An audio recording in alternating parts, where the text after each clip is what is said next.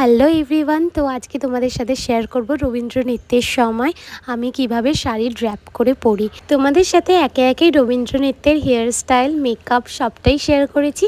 সেমভাবে আজকে শাড়ি ড্র্যাপিংটাও শেয়ার করছি। রবীন্দ্র নৃত্যের ক্ষেত্রে আমরা ম্যাক্সিমাম সময় কাঁথা স্টিচের ব্লাউজ পরি, আর বুকে আমরা সবসময় বাটিকের কাচুলি পরি, প্লাস আমরা কিন্তু বাটিকেরই সাদা লাল পাড় শাড়ি পরি।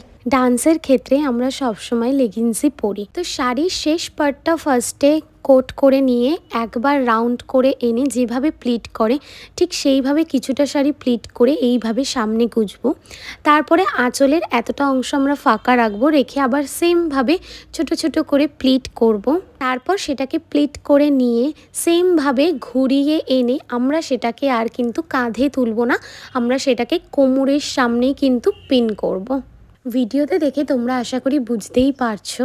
তো তারপর আমি উত্তরীয়গুলো পরে নিয়েছি। রবীন্দ্র নৃত্যের সময় আমি কিন্তু ঠিক এইভাবেই শাড়ি ড্র্যাপ করে পরি। তো তোমাদের ভিডিওটা কেমন লাগলো আমাকে অবশ্যই কমেন্ট করে জানিও। এছাড়াও আমি কিন্তু তোমাদের সাথে রবীন্দ্র নৃত্যের হেয়ার স্টাইল আর রবীন্দ্র নৃত্যের মেকআপও শেয়ার করেছি। তো তোমাদের কেমন লাগলো ভিডিওটা অবশ্যই আমাকে জানাতে ভুলো না। আর ভিডিওটা ভালো লাগলে do like, share and subscribe to my channel. দেখা হচ্ছে আবার নেক্সট ভিডিওতে। Bye bye.